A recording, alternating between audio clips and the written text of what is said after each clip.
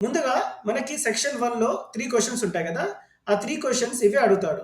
ఎక్స్‌పెరిమెంట్‌లో chemicals required, materials required, precaution, result ఏదైనా అడిగే అవకాశాలున్నాయి. దీనికి 2 మార్క్స్ ఈజీగా స్కోర్ చేయొచ్చు స్టూడెంట్స్. ఎందుకంటే మనకి 11 ఎక్స్‌పెరిమెంట్సే ఉన్నాయి బయాలజీలో. ఈ 11లో పక్కాగా ఇవి చదువుకుంటే ఈజీగా 2 మార్క్స్. అకాడమిక్ స్టాండర్డ్స్ ప్రకారం what will happen or what happens if అనే క్వెషన్ కంపల్సరీగా వస్తుంది. నేను కొన్ని సజెషన్ చేశాను బేస్డ్ ఆన్ అభ్యాస Deepika and biology text book. అవి చదువుకుంటే చాలు స్టూడెంట్స్. అట్లాంటివి ఏవి అడిగినా మీరు ఈజీగా ఆన్సర్ చేయొచ్చు.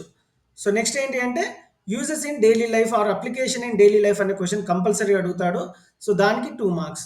సో ఈజీగా వాట్ హ్యాపెన్స్ ఇఫ్ ఓన్‌గా రాయొచ్చు ఇది 2 మార్క్స్, 2 మార్క్స్, 2 మార్క్స్. సెక్షన్ 1లో మనకి 6 మార్క్స్ ఉంటాయి. ఇవే అడుగుతాడు స్టూడెంట్స్. ఎందుకంటే అకాడమిక్ స్టాండర్డ్స్ ప్రకారము ఇవే ఇవ్వాల్సి ఉంటుంది. ఇది నేను ఇచ్చిన స్లైడ్ కాదు. ఇది గవర్నమెంట్ ప్రిస్క్రైబ్ చేసిన స్లైడ్. సో వాళ్ళు చేసినట్టే మనకి లాస్ట్ ఇయర్ బోర్డ్ ఎగ్జామ్‌లో ఇవే క్వెషన్స్ వచ్చాయి.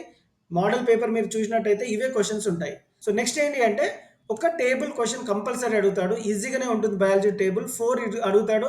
మనం ఎంత టఫ్ అడిగినా మనకి ఈజీగా 2 మార్క్స్. ఆ టేబుల్ మంచి జాగ్రత్తగా చదువుకుంటే 2 మార్క్స్ ఈజీగా స్కోర్ చేయొచ్చు ఫ్రెండ్స్. సెక్షన్ 3లో మనకి కాన్సెప్చువల్ అండర్‌స్టాండింగ్‌లో ఒక క్వెషన్ ఇస్తాడు. ఎక్స్‌పెరిమెంట్‌లో ఒక క్వెషన్ ఇస్తాడు.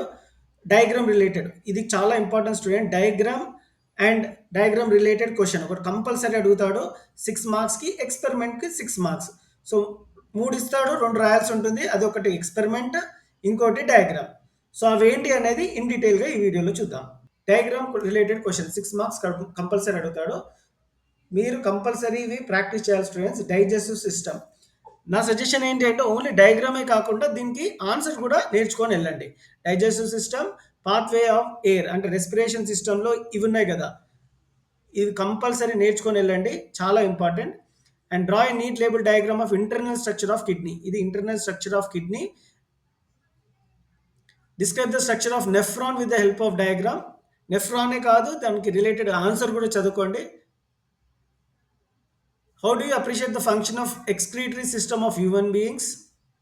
Kidney, diagram plus answer.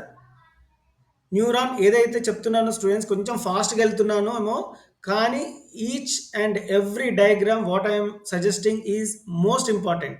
మీరు నేర్చుకొని వెళ్ళాల్సి ఉంటుంది. ప్రాక్టీస్ చేసే వెళ్ళాల్సి ఉంటుంది. సో నెక్స్ట్ బ్రెయిన్ డయాగ్రామ్ థరోగా ప్రిపేర్ అవ్వండి and answer related to brain. Female reproductive system diagram, male reproductive system diagram and answer.